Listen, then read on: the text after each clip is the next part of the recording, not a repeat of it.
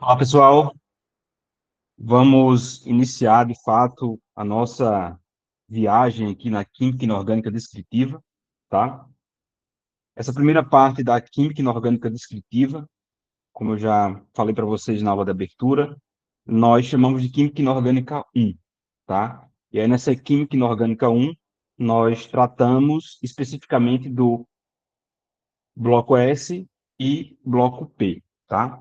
E aí tem hidrogênio, tem os metais alcalinos, alcalinos terrosos, e aí vamos lá para o bloco P, né, onde tem as famílias, né? Família do boro, família do carbono, família do nitrogênio, família dos calcogênios, né, que é o oxigênio, né, dos halogênios e os gases nobres, tá bom? Então, essa primeira aula, né, que eu chamei aqui de videoaula 1, da unidade 1, né, nós vamos fazer um estudo do hidrogênio, tá?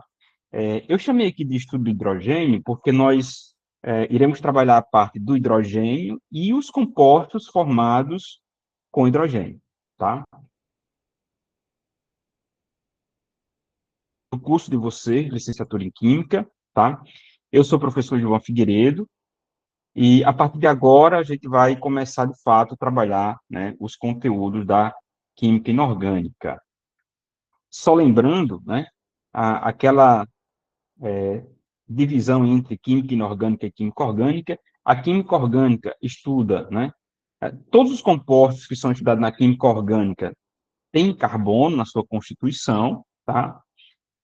Mas nem todos os compostos de carbono são estudados lá na orgânica. Então, tem alguns compostos de carbono que a gente estuda aqui na química inorgânica, tá? Então, essa primeira aula é sobre o estudo do hidrogênio, né? Então, assim, é uma abertura muito legal, porque o hidrogênio, tá? É um elemento químico muito especial, tá? E aí eu vou falar algumas, né, alguns mitos, muitas verdades, né? Quebrar alguns paradigmas com relação à interpretação, né, que se tem acerca do hidrogênio, né? Principalmente acerca do hidrogênio na tabela periódica, tá? Então, o que é que eu vou trabalhar hoje com vocês, tá? O hidrogênio, propriamente dito, né? Falar um pouco sobre a química do hidrogênio, suas propriedades nucleares, né? Especialmente os isótopos do hidrogênio, né? O que são e quais são esses isótopos, qual a importância deles para a tecnologia, né? Para a vida na sociedade, as propriedades químicas do hidrogênio e seus isótopos, tá? A abundância de hidrogênio no universo, né? A produção do hidrogênio, né? As reações que envolvem o hidrogênio, algumas aplicações, as principais aplicações do hidrogênio e os compostos binários com hidrogênio, tá? Então, assim, para começar, né, se a gente pega um livro ah, lá do nono ano do ensino fundamental, ou livros do ensino médio, né, e buscamos a tabela periódica, vocês vão perceber que o hidrogênio, classicamente, nas tabelas clássicas, né, ele vem posicionado aqui, né, no grupo um, tá? Que é a família dos metais alcalinos, certo? E aí, se você pega um livro do ensino superior, como um livro de química geral, de química inorgânica ou orgânica, esse hidrogênio ele pode estar posicionado em outros locais, né, da parte superior da tabela periódica, certo? Isso não é um erro, tá? Não é um erro. E não tem nenhum problema posicionar ele no grupo um, na família um, ou em qualquer outra posição, lá próximo dos halogênios ou próximo do nitrogênio, não tem nenhum problema. Certo? O importante é compreender quais são as propriedades do hidrogênio. E o que é que faz com que o hidrogênio tenha tanta similaridade com vários outros tipos de elementos. Tá bom? Então, pegou a tabelinha, encontrou o hidrogênio aqui, né, na parte superior, da família dos metais alcalinos, não tem problema, tá? O hidrogênio está aqui no meio? Não tem problema. Está aqui sobre os halogênios? Também não tem problema. Professor, mas por que é que o hidrogênio, tradicionalmente, ele vem, né, posicionado aqui sobre o grupo um, que são os metais alcalinos? tem algumas evidências que levam a isso, né? Tem alguma motivação. Mas a motivação clássica que a gente aprende desde o ensino fundamental, né, passa pelo ensino médio, é porque o hidrogênio ele tem um elétron. O hidrogênio ele é um S1, tá? Então, sendo um S1, ele é similar aos metais alcalinos. Se fizer a distribuição eletrônica, o hidrogênio número atômico 1, tá? Só tem um elétron, ou seja, só tem um elétron de valência, e esse elétron está no subnível S. Então, 1s1. Por esse motivo, né, esse é o principal, né, tradicionalmente ele é posicionado aqui. Tudo bem? Bom, mas ele pode estar em outros locais, não tem nenhum problema. Só que se vocês perceberem, né, o hidrogênio, nas condições normais de temperatura e pressão, né, ele é um gás.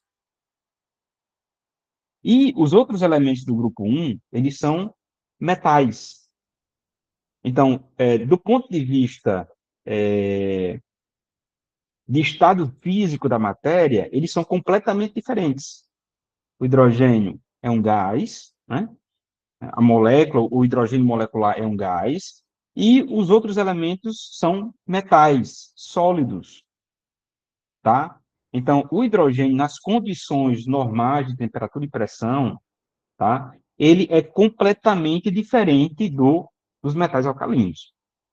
Professor, mas o hidrogênio não pode ser metal? Sim, ele pode ser um metal em outras condições, em outros planetas, em condições de alta pressão, né, de baixíssima temperatura, ele pode virar um sólido, mas nas condições normais de temperatura e pressão, onde os metais alcalinos são metais sólidos, ele é um gás, tá?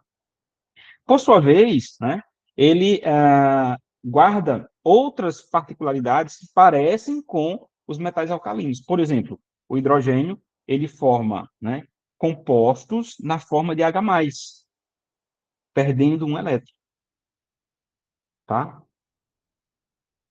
Então, por isso, né, formando compostos desse tipo, H+, X-, né, o hidrogênio ele parece também, né, por esse motivo, com os metais alcalinos, tá?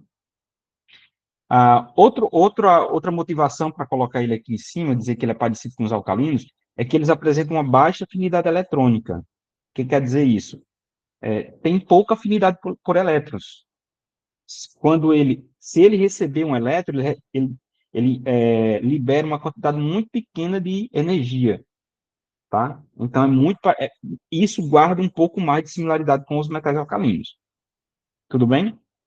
Por sua vez, né, o composto molecular, né, com dois átomos de hidrogênio, que é a molécula do hidrogênio, ele é muito parecido com os halogênios, né? Com o flúor, o F2, o Cl2, tá? O cloro, são gases, tá? Compartilham elétrons, tá? E, além disso, o hidrogênio, ele pode se apresentar na forma de H+, mas ele também pode se apresentar na forma de H-, certo? Ele apresenta uma alta energia de ionização. Ou seja, é necessário fornecer uma quantidade muito grande de energia para retirar um elétron para ele formar uma ligação química. Então, ele apresenta algumas características que são parecidas com os metais alcalinos, tá? Como, por exemplo, a distribuição eletrônica da camada de valência, o fato de formar compostos do tipo H+, X-, certo? O fato de ter uma baixa afinidade eletrônica, mas ele também guarda algumas similaridades, né, com os halogênios, por exemplo, tá? Eles formam compostos do tipo com H-, né, do tipo M+H-. Ele tem uma alta energia de ionização, tá? E a molécula mais simples do hidrogênio, que é o H2, tá? É um gás, parecido aqui com o F2, o Cl2, tudo bem? Então, assim, posicionar o hidrogênio na tabela periódica, né, pode ter diferentes motivações. Então, quando vocês encontrarem tabelas com diferentes posições dele, vocês não se assustem com isso, tá? Isso pode acontecer. O que é importante é compreender quais são as características que levam, né, os autores a posicionarem o hidrogênio em diferentes posições, tá? E mais importante ainda é compreender quais são essas características do hidrogênio, não simplesmente posicionar baseado em uma única característica. Tudo bem? Bom, o hidrogênio vocês já perceberam que é o elemento mais simples, né? Só tem um elétron, tá? Mas essa simplicidade do hidrogênio não diminui, pelo contrário, né? Não diminui a sua importância. Ele é extremamente importante. Por quê, né? Primeiro, porque é um elemento muito abundante, tá? Está presente na maioria dos compostos, certo? E na forma da molécula mais simples, que é o H2, ele guarda uma grande quantidade de entalpia específica. O que quer dizer isso? Tá? Uma molequinha de hidrogênio, né, guarda uma grande quantidade de energia. E se a gente pegar essa molécula de hidrogênio, fizer uma reação de combustão, vai liberar uma grande quantidade de energia, e os produtos dessa reação, além da energia, né, é água.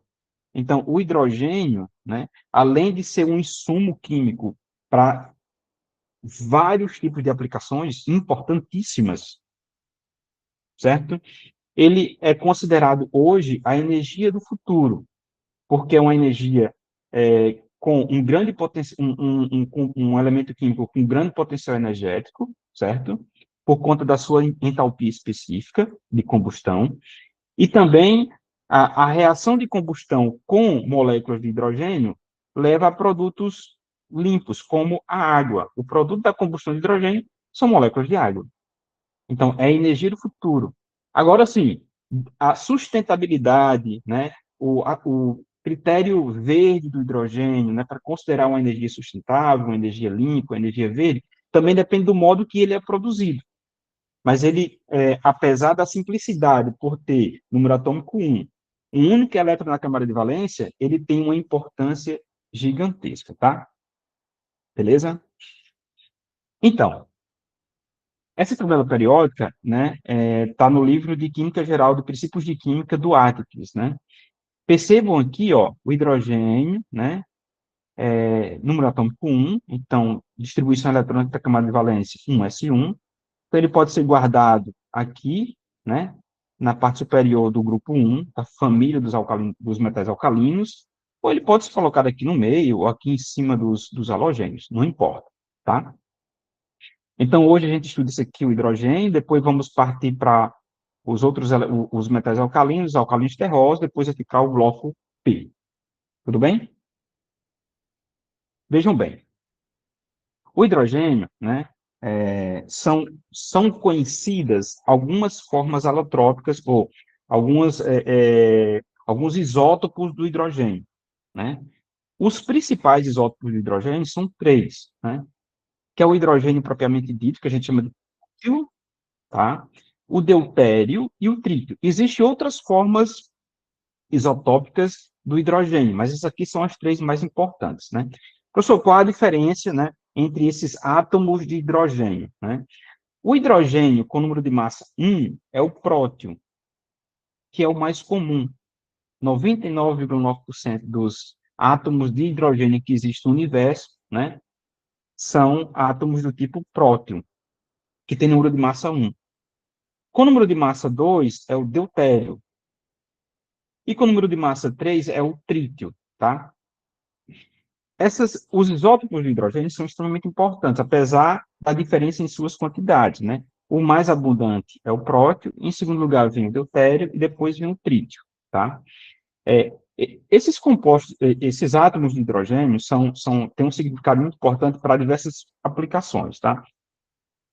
Uma aplicação muito conhecida, né, extremamente utilizada, né, e que tem um valor, né, associado muito elevado, é utilizar esses isótopos em instrumentos de caracterização ou de análise de compostos químicos, né, porque esses isótopos são facilmente mapeados, tá? Eles são excelentes marcadores em uma reação química, tá? Então, quando vocês forem estudar, por exemplo, análise instrumental, vocês vão ver algumas técnicas instrumentais, como técnicas de espectroscopia, tá? Então, na espectroscopia, por exemplo, a gente pode usar como um marcador ou como um, um elemento marcador de reação, algum isótopo do hidrogênio, tá? Espectroscopia do infravermelho, espectroscopia Raman, que são técnicas que a gente usa para fazer a identificação de moléculas, tá? E também uma outra técnica extremamente importante, que é a ressonância magnética nuclear. Então, baseado no do comportamento isotópico dos átomos de hidrogênio, a gente consegue utilizá-los, né, nesses equipamentos para fazer análise de compostos, tá? Bom, então eu falei para vocês que o mais comum é o prótio, né? Em seguida vem o deutério e, por último, vem o trítio. Nessa ordem, por que que cada um tem uma ordem de abundância no universo, né? Esses isótopos, né, à medida que aumenta o número de massa, né, eles vão apresentando uma cinética de decaimento, né, mais acentuada. Então, o trítio, né, ele sofre decaimento, né, radioativo com grande facilidade, com alta velocidade, tá? Ele vai decaindo, né, o núcleo, liberando partículas beta, tá? Então ele se transforma muito rapidamente em no átomo mais simples do hidrogênio. Ele vai caindo ou vai se transformando em outros átomos, tá? E o trítio, ele é radioativo. Então ele é usado como um excelente marcador radioativo. O trítio, né, naturalmente, ele sofre decaimento radioativo, tá? Liberando partículas beta e se transformando no átomo de hélio, tá? Mas ele é muito importante, né, para aplicações nucleares, tá? E principalmente para aplicações em bombas termonucleares.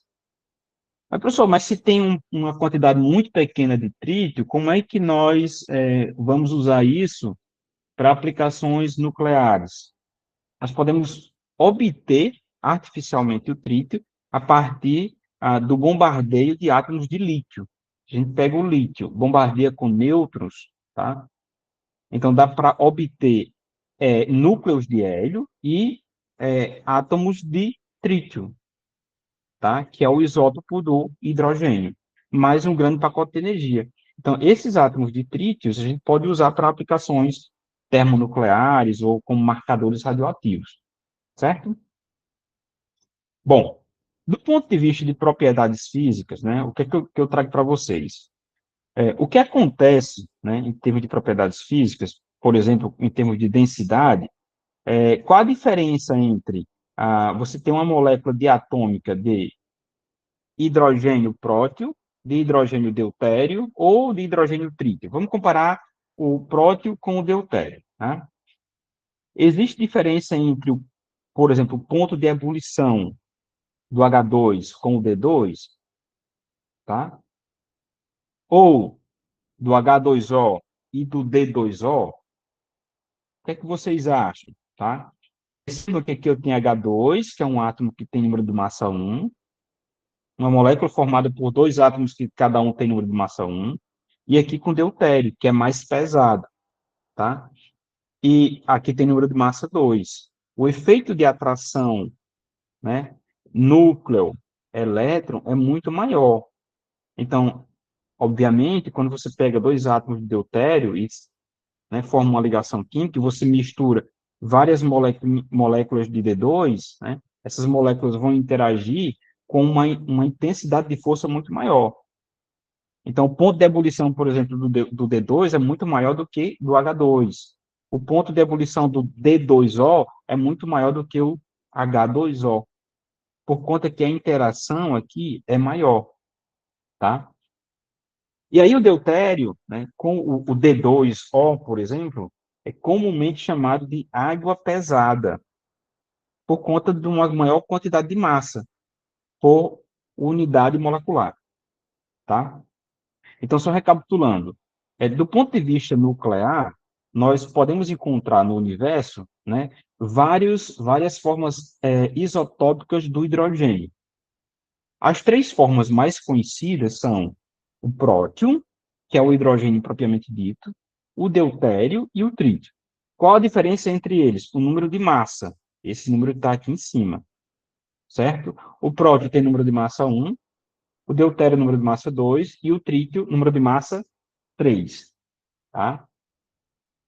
E aí, a cinética de decaimento radioativo desses isótopos também é diferente. O trítio é muito maior. Ele sofre decaimento radioativo com grande facilidade. E por isso que a quantidade dele no universo, na natureza, é muito pequena. Ao passo que o próton tem uma quantidade muito significativa. Ok?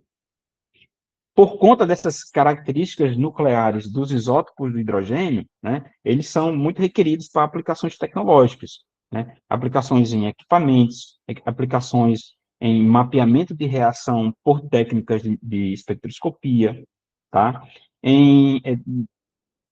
O radioativo é muito utilizado em bombas termonucleares, tá?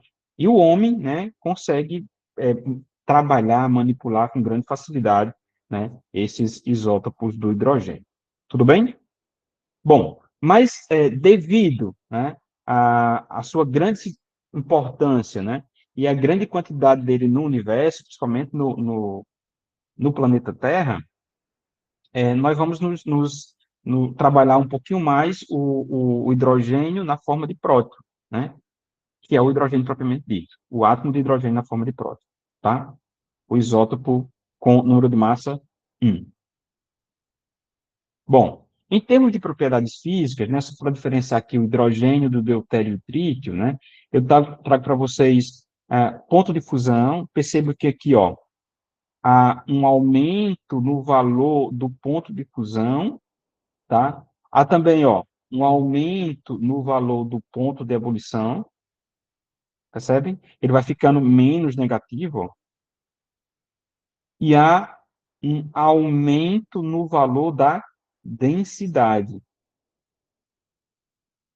Esse aumento no ponto de fusão, ponto de ebulição e na densidade é um efeito do aumento do número de massa. Aumenta o número de massa, aumenta a massa molar, obviamente, aumenta as interações entre essas espécies e vai aumentando suas propriedades físicas, tá? Aqui eu tenho uma imagem que mostra claramente a diferença entre densidade da água, né, nessa primeira proveta aqui, tá? E aqui do hidrogênio líquido. Nessa aqui eu tenho a água, e esse aqui eu tenho hidrogênio líquido a temperatura de menos 253 graus Celsius, certo? Ou 20 Kelvin. Percebam que o hidrogênio líquido, né, ele é muito menos denso do que a água, certinho? Por conta dessa particularidade, por ser um gás, né, interagir muito pouco, são uma molécula polar, interagir muito pouco com outras moléculas do ambiente e ser muito leve, o hidrogênio ele escapa facilmente. Por isso que a quantidade de hidrogênio na crosta terrestre, na forma de molécula H2, é muito pequena, tá? Porque ele escapa com grande facilidade. Mas nós podemos armazenar esse hidrogênio de diferentes formas. A forma mais comum de armazenar o hidrogênio é em cilindros, na forma gasosa. Podemos também armazenar na forma de líquida, mas aí você gasta uma grande quantidade de energia para liquefazer o hidrogênio, ou podemos armazenar na forma de compostos, que é o mais comum, tá? Na forma molecular, em molécula diatômica, H2, é muito pouco. É muito difícil de armazenar e é muito perigoso. Mas na forma de compostos, tem muito composto com hidrogênio na natureza, né? Então, falando nisso, né, vamos ver aqui a abundância relativa do hidrogênio em comparação com outros tipos de elementos, tá? Então, o hidrogênio é o elemento mais abundante, né, no universo, certo? 89% de todos os átomos do universo são átomos de hidrogênio. Em seguida vem átomos de hélio, que é um gás nobre, tá? E depois temos átomos de carbono, oxigênio, nitrogênio, metais como magnésio, sódio, lítio, tá? Não metais como boro, né? Halogênio aqui como flúor, gases nobres como neônio, certo? Bom, isso aqui é um cenário no universo. Se a gente vem para fazer uma análise na crosta terrestre, nós já temos uma outra distribuição, né? O hidrogênio praticamente não aparece aqui. Por quê? Na crosta terrestre, na forma de hidrogênio, né? Na forma de hidrogênio H2, ele praticamente ele não existe, apesar que tem reservas de gás hidrogênio em formações rochosas, mas aqui quem que domina? O oxigênio, tá? Silício, que está presente nos minerais, nos argilominerais, nas areias, alumínio, né? Minerais de ferro, de cálcio, magnésio, sódio e outros elementos, tá? E aí, o hidrogênio, ele passa a ser o 10º mais abundante da crosta terrestre, mas não é na forma molecular, é na forma de compostos. E se a gente for pensar na forma de compostos, né, nós temos é, o, o, o composto químico que tem, né, é, em grande quantidade e que tem hidrogênio na sua composição é a água. Então, a água dos oceanos, dos rios, dos lagos e etc., né, carrega em sua composição uma grande quantidade de átomos de hidrogênio, tá?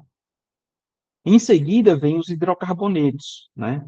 Os compostos, principalmente os combustíveis fósseis, os compostos fósseis, tem petróleo, né, gás natural, certo?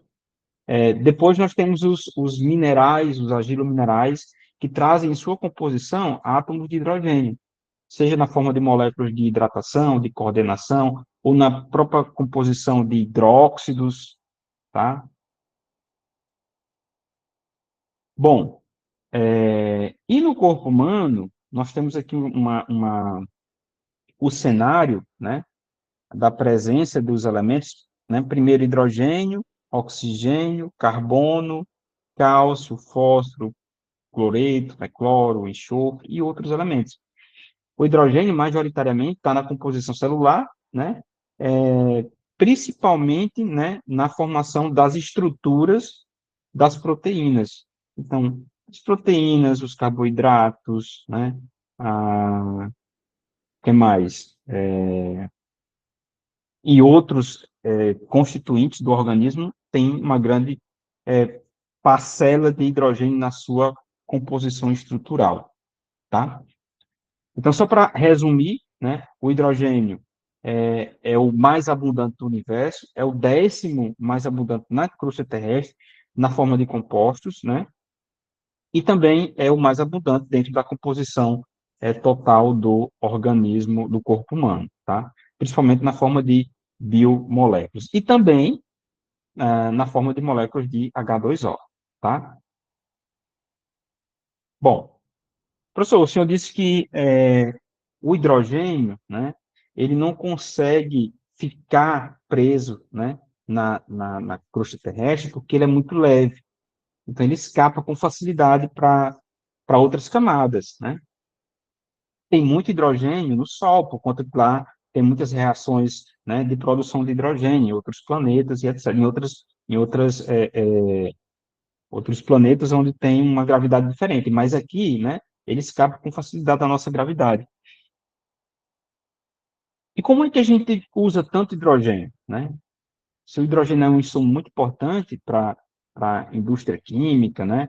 Para a indústria de alimentos, para diversos tipos de indústria, de onde vem esse hidrogênio, tá? Então, existe uma forma de produção de hidrogênio, que é uma forma industrial, tá? 89% do hidrogênio consumido nas indústrias, né, para a produção de diferentes insumos, desde a margarina que a gente passa no pão até o plástico que é feito a sacola, né, os utensílios domésticos, o álcool que a gente, o metanol que a gente usa, tá? O fertilizante que é colocado na planta, todos esses compostos precisam de hidrogênio para serem fabricados. E esse hidrogênio vem, tá, de uma reação chamada de reforma catalítica. É uma reação orgânica, né, onde nós reagimos um hidrocarboneto, geralmente, o hidrocarboneto vem do gás natural, que é o metano, né, reagimos esse hidrocarboneto com água para produzir uma mistura chamada gás de síntese, que é uma mistura de 1 mol de monóxido de carbono mais 3 mols de H2. Então, industrialmente, o hidrogênio H2, ele vem dessa reação. Hidrocarboneto mais água, produzindo monóxido de carbono mais hidrogênio, tá? Então, esse hidrogênio, ele é separado do monóxido de carbono e ele é utilizado industrialmente para diversas finalidades, tá? Essa reação, a gente pode continuar a reação, né, passar o monóxido de carbono na água, né, e reagir o monóxido com água para produzir dióxido de carbono e mais hidrogênio. Então, essa aqui é a forma industrial, né, de produção em larga escala de moléculas de hidrogênio para utilização industrial, certo? Uma forma que tendenciosamente está tentando substituir a reforma a vapor. O que é vapor aqui? Porque nós usamos a água como um dos reagentes, tá? Uma estratégia para substituir a água, né, nessa reação de reforma catalítica é utilizar o próprio dióxido de carbono, o CO2. Aí essa reação passa a ser chamada de reforma seca, porque não usa vapor de água, usa CO2. A reação é muito parecida, né? É a reação do metano com o CO2, tá? Produzindo monóxido de carbono e H2, né? Que é a molécula do hidrogênio, tá? Só que essa reação catalítica aqui, ela é muito mais exigente, né? Por condições de reação. Então, ela ainda está sendo implementada, né? Para, num futuro próximo, tentar substituir a reação de reforma a vapor. Bom, essas duas reações, né, de produção industrial, são reações que dependem de hidrocarboneto, tá? Seja o metano, ou seja qualquer outro tipo de hidrocarboneto, certo? E acaba que essa reação, né, de hidrocarboneto, né, ela não é uma reação tão limpa. E aí existem outras estratégias para tentar substituir essas reações na produção de hidrogênio, colocando, né, um grau, né, de sustentabilidade, né, maior na obtenção desse hidrogênio para uma possível utilização industrial. Que aí vem as tecnologias de produção de hidrogênio, tecnologias sustentáveis, tá? E aí uma das tecnologias é utilizando a eletrólise. A partir da eletrólise da água, né, se produz hidrogênio. Tudo bem? Se esse hidrogênio produzido nesse equipamento, que é um eletrolisador, né, a energia utilizada para quebrar a molécula da água em oxigênio e hidrogênio for uma energia produzida de forma sustentável, limpa, né, esse hidrogênio é chamado de hidrogênio verde, que foi o tema, que é o tema do nosso fórum avaliativo. Como é que se define o hidrogênio verde? Tá? Quais são as características, quais são os critérios, né, de produção desse hidrogênio para carimbar ele como com um selo de verde, certo? Então, tem uma série de critérios que a gente tem que seguir, desde o tipo de obtenção da energia elétrica para utilização no eletrolisador, até todo o processo, né, ele tem que obedecer os princípios da química verde. e aí no final a gente tem o chamado hidrogênio verde. O hidrogênio produzido a partir da reforma a vapor e da reforma seca não é hidrogênio verde. Dependendo do modo que ele é produzido, ele pode ser hidrogênio marrom, pode ser o hidrogênio azul, e ultimamente, né, se ele tiver um processo industrial mais limpo possível, ele pode ser chamado de hidrogênio sustentável, tá? Mas, assim, essas são as três formas industriais de produção de hidrogênio, tá? Mas existe uma forma de produção de hidrogênio que a gente faz em laboratório, que é a partir da reação entre um ácido, geralmente um ácido inorgânico forte, como o ácido sulfúrico, com metais, né? Pecinhas de metais. Então, essa forma aqui é uma forma de produção em pequena escala, tá? E é esse experimento que nós iremos desenvolver na nossa aula prática. Vamos pegar um pedacinho de metal, né? Colocar num tubo de ensaio, né? Atacar ele com o ácido. A reação entre o ácido e o metal produz hidrogênio, tá?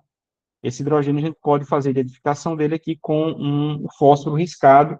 Ele reage fortemente com a chama, ou então com a brasa do fósforo, e dá o grito, né? O grito de hidrogênio. Então, essa aqui é uma forma de pequena escala de produção de hidrogênio, tá? Bom, professor, e para onde vai todo esse hidrogênio produzido? Esse hidrogênio produzido a gente pode usar ele em outro processo de produção, como uma matéria-prima, certo? Ou então armazenar. Armazenar de dois modos, né? Tem dois modos principais de armazenar o hidrogênio. Ou em cilindros, ou em cilindros, ou na forma de compostos. Ou a gente pega o hidrogênio e coloca ele em cilindros, certo? Ou a gente pega o hidrogênio e faz ele reagir com metais, formando compostos que nós chamamos de hidretos. Então, ele fica armazenado na forma de hidreto. Quando precisar utilizar, é só recuperar, decompor o hidreto e recuperar o hidrogênio. E tem uma outra forma, é utilizar direto o hidrogênio em uma célula, né, para geração de energia elétrica, que é o mais comum. O hidrogênio ele é usado, alimenta uma célula chamada de célula combustível, e nessa célula, né, através de reações de oxidação, já produz a própria energia elétrica para alimentar uma turbina, um automóvel, um motor, etc. Então, reforma a vapor, reforma seca e eletrólise. Essas são as formas principais de produção de hidrogênio, né? Nessa ordem, né? Em primeiro lugar, reforma a vapor, depois um pouquinho de reforma seca, e hoje, né, o que está em pauta é a eletrólise para a produção do hidrogênio verde. Em laboratório, né, a gente pode fazer uma prática utilizando um metal com ácido, né? E aqui, na forma de hidretos, fazer o armazenamento do hidrogênio, né, na forma de composto, tá? Bom, o hidrogênio, né, como eu falei para vocês, no próximo slide eu vou mostrar que tem muitas aplicações de hidrogênio, né? Se vocês pegam um livro de química orgânica, né, abre lá, né, você vai passar todas as moléculas orgânicas, todas as funções orgânicas, todas elas levam na sua composição estrutural átomos de hidrogênio, tá?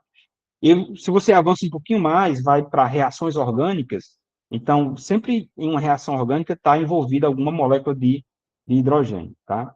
Então, o hidrogênio é extremamente importante para diferentes tipos de reações químicas. Uma reação química muito simples e que está presente, assim, a gente usa muito esse produto, é a margarina.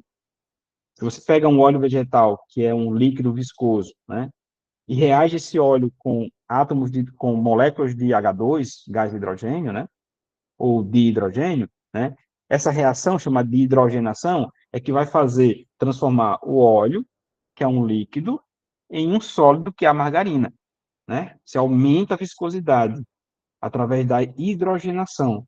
É o rompimento das insaturações do óleo vegetal para transformar ele em um composto, uma estrutura saturada, né, sólida. É a hidrogenação. Então, o H2, né, a molécula de hidrogênio, está presente em diferentes tipos de reações industriais, tá? E para que o hidrogênio ele participe dessas reações, né, ele pode participar de diferentes modos, né? tem 3 modos clássicos dele participar de reações químicas, especialmente reações orgânicas, tá? Utilização do hidrogênio, né, na forma de átomos de hidrogênio isolado, através da dissociação homolítica da molécula de H2, tá? Utilização do hidrogênio através de H+, ou H-, íons H+, ou H-, através da quebra heterolítica deles, certo? Ou utilização do hidrogênio na forma de radicais. São 3 modos, né, que vocês vão encontrar nos mecanismos das reações a participação do hidrogênio, tá? Então, uma dissociação homolítica, já está dizendo, vai produzir 2 hidrogênios iguais, tá? Essa dissociação homolítica geralmente acontece em superfícies onde tem elementos de superfície com potencial de separar esses 2 átomos, né? A superfície clássica, o elemento químico clássico que faz esse tipo de dissociação homolítica do H2 são átomos de platina. Então, se você pega um fio de platina, passa hidrogênio sobre ele, em determinadas condições, ele vai fazer uma dissociação homolítica desses 2 átomos de hidrogênio, tá? Bom, onde é que acontece aqui, professor? Na prática, na indústria de produção de margarina, né, que é a hidrogenação de olefinas para a produção de margarina, onde mais? Em reações de produção de... não, metanol, né, outra reação que eu lembrei agora, é a utilização do hidrogênio obtido pela dissociação heterolítica, onde se obtém H+ e H-, tá? Em uma superfície como a superfície de um óxido metálico, como o óxido de zinco. Se você passa hidrogênio sobre o óxido de zinco, ele vai separar as cargas, vai separar H+ e o H-, tá? Essas cargas são utilizadas para desenvolver uma reação, né, de produção do metanol, a partir do gás de síntese, que é o monóxido de carbono com o H2, tá? E a outra forma de utilizar o hidrogênio em uma reação química é na forma de radical. Aqui, um exemplo clássico de utilização, né, com esse modelo é a própria produção da água a partir da reação do H2 com o O2. Então, se você mistura H2 e O2 em um reator, né, com determinadas condições, vai haver uma ruptura, produzir 2 radicais, e aí esses radicais vão reagir produzindo a molécula da água, tá? Então, de modo geral, né, o hidrogênio ele pode participar de reações a partir da dissociação homolítica do H2, da dissociação heterolítica do H2, gerando H+ e H-, e na formação de radicais. Ok? Bom, as aplicações do hidrogênio são várias, né? Eu trago aqui um painel geral com algumas aplicações. O hidrogênio, ele pode, classicamente, ele é usado, né, numa reação chamada reação de Haber, né, que é desenvolvido por 2 cientistas, Haber e Bosch, né, que é a reação entre o hidrogênio H2 com o nitrogênio N2 para a produção de amônia, né, com catalisador de ferro. E a amônia, o NH3, é muito utilizado na produção de diferentes compostos petroquímicos, né, e muito utilizado na produção de fertilizante, tá? Nós só conseguimos produzir alimento suficiente para alimentar, né, a população mundial se houver fertilizante. Se não tiver fertilizante, não tem como produzir essa quantidade suficiente de alimentos. E o fertilizante precisa de amônia. E para produzir amônia precisa de H2, tá? Então, assim, fertilizante, amônia, plásticos e etc., são todos materiais que precisam, como matéria-prima, né, do hidrogênio, tá? Uma outra aplicação muito importante é a produção de margarina, tá? A conhecida margarina. Margarina é produzida a partir da reação do hidrogênio com uma olefina, certo? Que é uma estrutura insaturada, você quebra a insaturação e produz uma cadeia saturada, que é a cadeia, né, mais, e aí você tira o produto líquido para um produto sólido, né? A partir da hidrogenação de uma olefina. Uma outra aplicação muito importante é a produção de metanol, tá? Então, para produzir metanol CH3OH, né? Nós produzimos a partir de uma reação do monóxido de carbono com o hidrogênio, muito utilizado também na redução de íons metálicos para a produção do metal, tá? E o que está em pauta nas grandes agendas, né, mundiais é a utilização do hidrogênio como combustível. E é tanto que vocês devem ouvir bastante, o hidrogênio é o combustível do futuro, né? Por que é o combustível do futuro? Porque ele gera uma grande quantidade de energia, certo? E os compostos que são liberados nessa geração de energia são compostos limpos, né? Se for combustão, o produto gerado é água. Então, é uma energia limpa, tá? O que torna o hidrogênio verde, né? Ele é uma energia limpa, mas o que torna ele verde é o modo que ele é produzido, tá? Então, assim, o grande potencial do hidrogênio está sendo muito investigado, obviamente, tem muitos entraves ainda para serem resolvidos, né? Muitos desafios para serem resolvidos, como, por exemplo, o armazenamento, né? O preço, tá? Mas já tem muitas aplicações do hidrogênio em célula combustível de óxido sólido, né, para geração de energia elétrica, para movimentar motor, automóveis e etc. E hoje nós estamos inseridos em um contexto de produção de hidrogênio verde, né, que faz parte de uma conjuntura chamada da economia do hidrogênio, né, onde há participação do hidrogênio em diversas finalidades. Bom, e aqui, por último, eu vou falar um pouquinho sobre os compostos do hidrogênio, basicamente os compostos binários, né, onde tem o hidrogênio e outro elemento químico. E dentro desse painel de compostos binários, né, nós temos uma subclassificação, né, e os compostos binários de hidrogênio o composto gerado a partir do hidrogênio e um outro elemento químico, né. E aí nós temos os compostos, né, basicamente os binários são os hidretos, tá? E dentro dos hidretos, nós temos os hidretos iônicos ou salinos, os hidretos covalentes ou moleculares, e nós temos os hidretos metálicos, tá? Aqui eu tenho uma distribuição desses hidretos na tabela periódica. Então, aqui o que está em amarelo, né, são os hidretos salinos, né, são hidretos gerados a partir da reação entre o H2 com metais, né, aqui metais alcalinos, alguns metais alcalinos terrosos, tá? Geralmente, né, o hidreto salino ou iônico são metais aqui do bloco S, com exceção de berílio e magnésio. Os demais, todos formam hidretos iônicos ou salinos.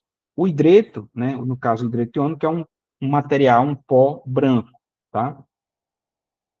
O hidreto, né, iônico, ele é obtido a partir de uma reação entre o metal, né, alcalino ou alcalino terroso, e a molécula do H2, tá? A alta temperatura. Então, a reação aqui eu tenho um exemplo, a reação do potássio com hidrogênio, produzindo hidreto de potássio, tá? Hidreto de potássio.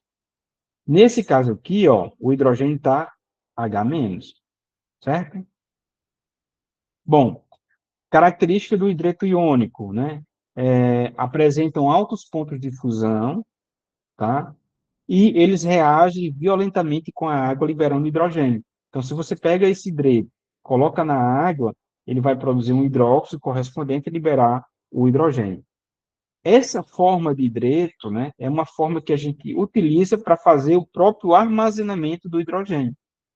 Então, se você tem uma fábrica que produz hidrogênio, você pode reagir o hidrogênio com o metal alcalino ou alcalino terroso, produzir o hidreto correspondente e depois você retira esse hidrogênio, fazendo ele reagir com a água ou aquecendo, né, o próprio hidrogênio, né, em um determinado reator. É a forma de recuperar, tá?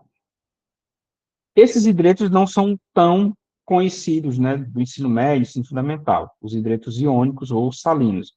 Os mais conhecidos são os hidretos covalentes ou moleculares, né, que são as moléculas, a principal, a molécula da água. Então, nesse caso aqui, ó, né, são ligações covalentes, né, para a formação desses compostos, né? São compostos com baixos pontos de fusão e de ebulição, né, com exceção daqueles que formam ligações de hidrogênio, como água, ácido fluorídrico, amônia, né? E aqui eu tenho alguns exemplos, né? Ó, o hidrogênio ligado com boro, que é o diborano, né? O CH4, que é o metano, né? O SiH4, que é o silano, o NH3, que é a amônia, o pH3, que é o fosfano, né? Oficialmente chamado de fosfano, ou fosfina, né? Que é nomenclatura usual, a molequinha da água e o ácido fluorídrico e outros, né? Aqui tem a tabelinha que vocês podem localizar vários hidretos moleculares, né, formado com hidrogênio e outros elementos, majoritariamente aqui, ó, do bloco P, né, os não metais, né, tá?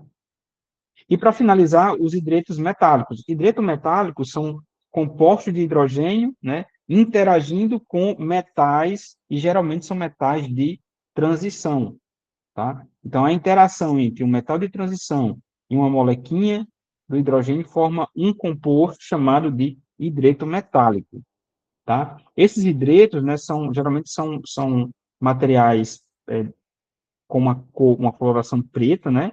E são materiais geralmente na forma de pó, né? Um pó preto, né? E tem muitas aplicações, né? É, geralmente se usa os hidretos metálicos também para armazenar hidrogênio ou como filtros, filtros moleculares de hidrogênio. Se você tem uma reação química que há a produção de hidrogênio e outras moléculas, se você coloca uma membrana de um metal, como, por exemplo, paládio, né? E o hidrogênio passa por essa membrana, vai ficar é, grudado na membrana em um processo que nós chamamos de adsorção, tá? Então, ele adsorve na membrana, formando um composto, né? De interação entre a membrana e o hidrogênio, e a gente pode separar esse hidrogênio do meio reacional, na forma de um hidreto metálico. Então, só recapitulando, nós temos aqui os hidretos salinos, que são formados, né, a partir da reação entre o hidrogênio e elementos do bloco S, né, com exceção de berílio e magnésio, tá? Nós temos os hidretos metálicos, que é a interação do hidrogênio com elementos do bloco D, tá? E nós temos os hidretos moleculares ou covalentes, que é a partir da reação do hidrogênio com elementos do bloco P. Tudo bem? Então é isso, né? Só para finalizar, dia 8 de outubro, né, é o dia que nós comemoramos o Dia do Hidrogênio e das células a combustível, né? Que é um dispositivo, né, utilizado para produzir energia elétrica a partir do hidrogênio. Então, bons estudos e até a próxima.